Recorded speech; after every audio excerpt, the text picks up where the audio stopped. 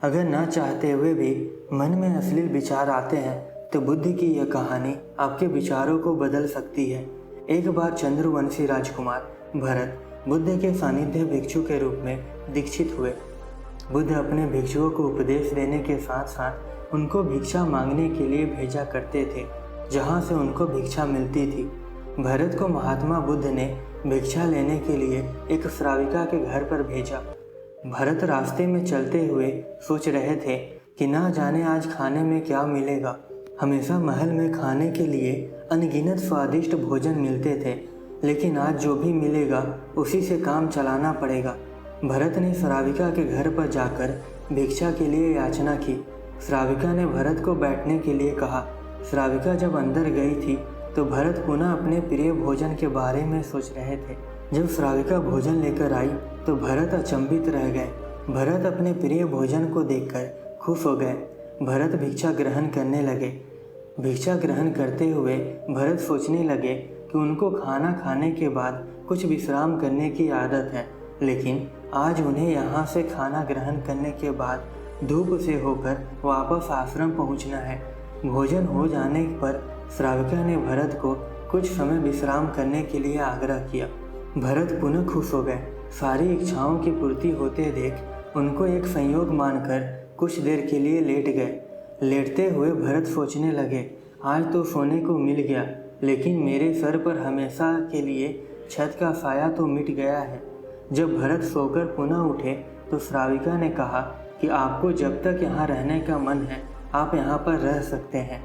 अब भरत समझ गए कि यह कोई संयोग नहीं है, श्राविका जरूर मेरा मन पढ़ रही है। भरत खड़े हुए।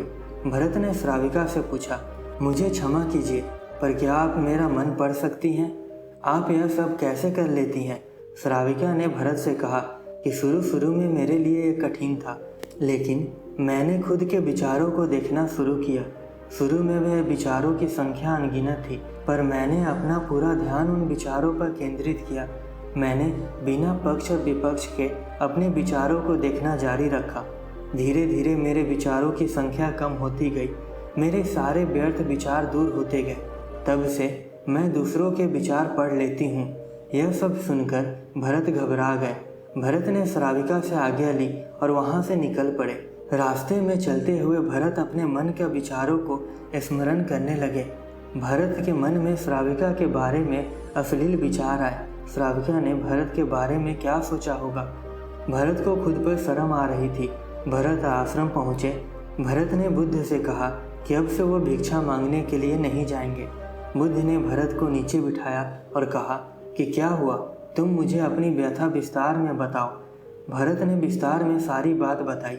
भरत की बातों को सुनकर बुद्ध ने कहा कि आज से 7 दिनों के लिए श्राविका के घर पर भिक्षा मांगने के लिए तुम ही जाओगे, लेकिन तुमको कुछ बातों का ध्यान रखना पड़ेगा। कल तुम जाते हुए अपने चित्त को पूरा होश में रखना। तुम्हारे अंदर कौन सी विचार उठ रही है उन पर ध्यान केंद्रित करना। होश में होकर और जागरूकता के साथ ध्यान करना कि कौन सी वासना तुम्हारे भीतर उठ रही है। इन सभी का ध्यान करते हुए जाना और फिर मुझसे विचार विमर्श करना।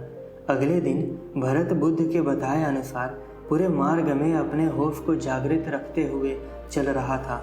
भिक्षु आज पूरी तरह से जगा हुआ था। जैसे जैसे श्राविका का घर नज़दीक आ रहा था, भरत की घबराहट बढ़ रही थी। भरत ने अपनी घबराहट को एक तरफ करते हुए बुद्ध के विचारों पर ध्यान केंद्रित किया। जब भरत श्राविका के घर पर पहुंचा तो उसके दिमाग में केवल सन्नाटा था, जिसके भीतर कोई वासना नहीं, कोई कामना नहीं, न कुछ अच्छा पाने की इच्छा थी। भिक्षु भरत ने भिक्षा ली, ग्रहण की और वहाँ से वापस निकल गया। आज भरत रास्ते में नाचता हुआ आया। आज उसको जिस आनंद की अनुभूति हुई वो अद्भुत थी। आज से पहले उस आनंद को उसने कभी महसूस नहीं किया था। भरत ने आश्रम जाकर बुद्ध को प्रणाम किया।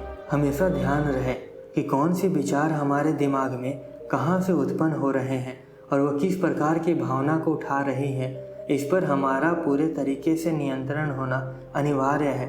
अगर कुछ देखने से, सुनने से या लोगों के साथ रहने से कोई भी विचार वासना को उत्तेजित कर रही है तो हमें उस मूल कारण को नष्ट करना होगा, उन चीज़ों को छोड़ना होगा। दूसरा, यह बात ध्यान रखना चाहिए कि किसी भी नीच सोच जैसे हवस, वासना, दुराचार को उच्च प्रवृत्ति की सोच ही मार सकती है।